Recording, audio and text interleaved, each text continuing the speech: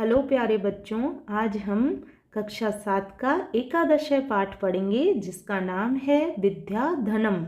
विद्या धनम का अर्थ है बच्चों यहाँ पे विद्या रूपी धन। तो इस पाठ में विद्या ज्ञान की महिमा बताई गई है। इसमें बताया है बच्चों कि दुनिया में बहुत प्रकार के धन होते हैं, जैसे सोना, चांदी, पैसा, लेकिन सबसे बड़ा धन है विद्या। विद्या एक ऐसा धन है बच्चों जो मनुष्य को सम्मान भी दिलाता है और पहचान भी दिलाता है, इसलिए हमेशा हमें ज्ञान अर्जित करते रहना चाहिए। तो आइए पाठ शुरू करते हैं बच्चों। न चोरहार्यम न च राजहार्यम न भ्रातभाज्यम न च भारकारी वै कृते वर्धते एव नित्यम विद्याधनम सर्वधन प्रधानम। तो इसका अर्थ है बच्चों, यहाँ से शुरू करते हैं। न चोरहार्यम, तो न चोरहार्यम का अर्थ है यहाँ पे, चोरहार्यम का अर्थ है चोरों द्वारा चुराने योग्य। तो विद्या रूपी धन न चोरों के द्वारा चुराने योग्य है। न च राज्यहार्यम, नहीं है, च और राज्यहार्यम, इसका अर्थ है राजा द्वारा छीनने योग्य, और न ही राजा द्वारा छीनने योग्य है। न भ्रातृभाज्यम, तो भ्रातृभाज्यम का अर्थ है बच्चों यहाँ भाई द्वारा बांटने योग्य। तो न भाई द्वारा बांटने के योग्य है। न च भारकारी, और नहीं है, भारकारी का अर्थ है भार बढ़ाने वाला, और न भार बढ़ाने वाला है। व्यय कृते वर्धते, व्यय कृते का अर्थ है खर्च करने पर, वर्धते बढ़ता है, एव ही नित्यम हमेशा, तो विद्या रूपी धन हमेशा खर्च करने पर बढ़ता ही है। विद्या धनम, विद्या रूपी धन सर्वधन प्रधानम, सभी धनों में प्रधान है अर्थात श्रेष्ठ है। तो बच्चों फिर से इसका अर्थ देख लेते हैं। विद्या रूपी धन न चोरों के द्वारा चुराने योग्य है, न राजा के द्वारा छीनने योग्य है, न भाइयों के द्वारा बांटने योग्य है, और न ही भार बढ़ाने वाला है। यह खर्च करने पर हमेशा बढ़ता ही है। विद्या रूपी धन सभी धनों में प्रधान श्रेष्ठ है। फिर देखो नेक्स्ट, विद्या नाम नरस्य रूपम अधिकम प्रक्षण गुप्तम धनम विद्या भोग करी यश सुख करी विद्या गुरुनाम गुरु है। विद्या बंधु जनो विदेश गमने विद्या परा देवता विद्या राजसु पूज्यते न ही धनम विद्या विहीन पशु है। तो इसका अर्थ देखते हैं बच्चों। अब विद्या नाम नरस्य, विद्या ही मनुष्य का, रूपम अधिकम, रूपम अधिकम का अर्थ है सौंदर्य है अर्थात वास्तविक रूप है। प्रच्छन्न गुप्तम, प्रच्छन्न गुप्तम का अर्थ है बच्चों अत्यंत गुप्त, धनम धन है। तो इसका अर्थ हुआ विद्या ही मनुष्य का वास्तविक रूप सौंदर्य है, यह अत्यंत गुप्त धन है। फिर नीचे देखो, विद्या भोग करी यश, विद्या भोग करी, भोग करी का अर्थ है भोग का साधन उपलब्ध कराने वाली। यश का अर्थ है यहाँ पे प्रसिद्धि, सुख करी सुख प्रदान करने वाली है। विद्या गुरु नाम गुरु है, विद्या गुरुओं की भी गुरु है। तो इसका अर्थ हुआ विद्या भोग उपलब्ध कराने वाली, प्रसिद्धि और सुख प्रदान करने वाली है, और गुरुओं की भी गुरु है। विद्या बंधु जनो विदेश गमने, तो इसका अर्थ हुआ विद्या बंधु जनो, बंधु है अर्थात मित्र है, जनों लोगों की, विदेश गमने विदेश गमन के समय, विद्या विदेश गमन के समय मित्र है। विद्या परा देवता, विद्या परा का अर्थ है श्रेष्ठ देवता है, विद्या सबसे श्रेष्ठ देवता है। विद्या राजसु पूज्यते, विद्या राजाओं में पूजी जाती है अर्थात राजाओं में विद्या पूजी जाती है। न ही धनम, ना कि धन पूजा जाता है। विद्या विहीन पशु है, विद्या विहीन व्यक्ति पशु के समान होता है। तो फिर से देखते हैं एक बार और अर्थ। विद्या ही मनुष्य का वास्तविक रूप सौंदर्य है, यह अत्यंत गुप्त धन है।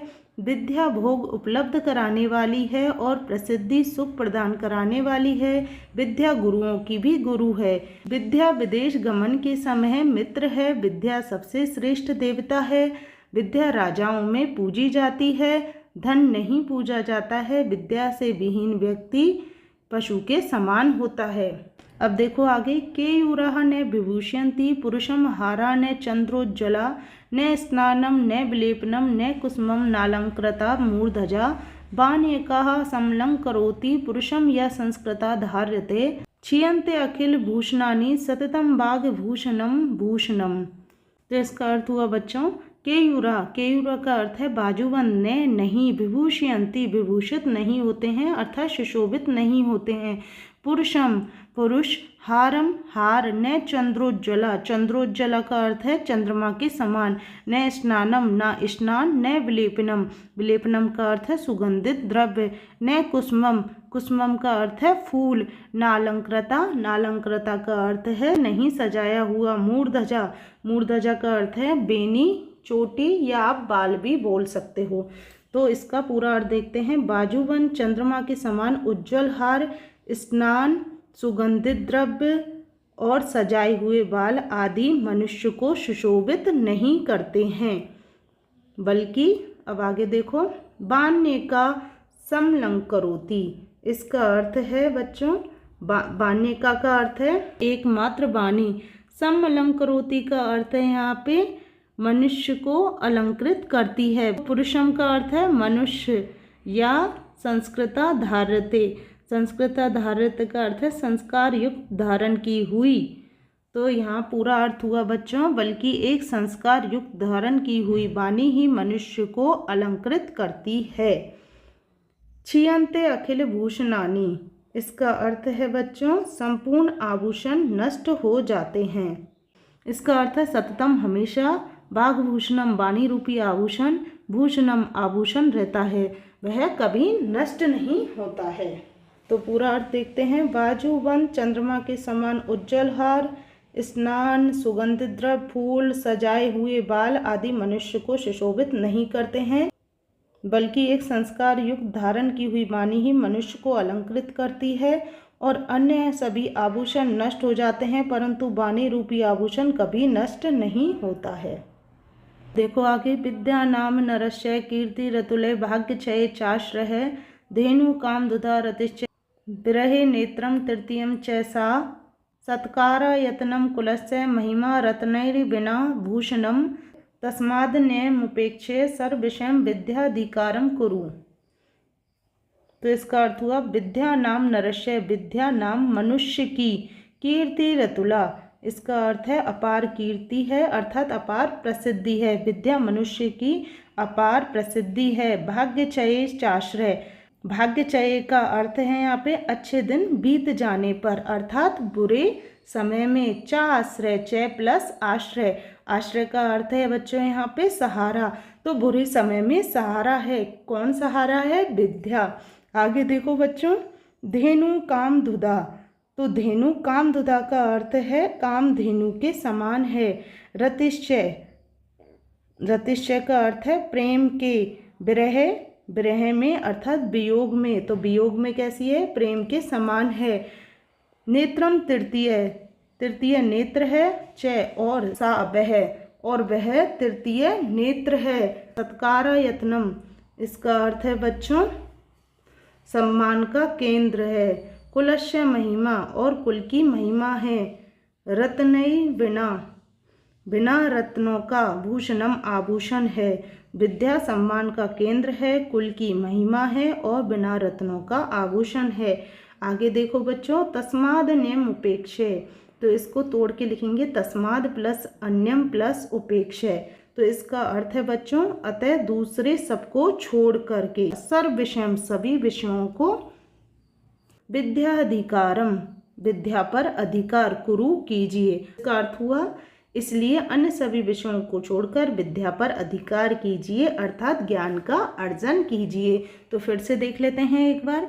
विद्या मनुष्य की अनुपम अर्थात अपार प्रसिद्धि है, बुरे समय में सहारा है। विद्या सभी इच्छाओं को पूरी करने वाली है अर्थात कामधेनु के समान है। कामधेनु बोलते हैं इच्छा पूरी करने वाली को, तो विद्या सभी इच्छाओं को पूरी करने वाली कामधेनु के समान है।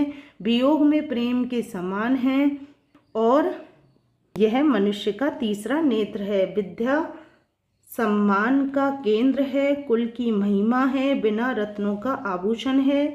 इसलिए अन्य सभी विषयों को छोड़कर विद्या पर अधिकार कीजिए अर्थात ज्ञान का अर्जन कीजिए। तो बच्चों यह पाठ अपना पूरा हुआ। आशा करती हूँ आपको यह पाठ जरूर समझ में आया होगा। कोई भी डाउट हो तो बच्चों हमसे कमेंट में ज़रूर पूछिए। एंड वीडियो को पसंद आने पर वीडियो को लाइक कीजिए, शेयर कीजिए एंड सब्सक्राइब कीजिए, जिससे आपको वीडियो मिलते रहें।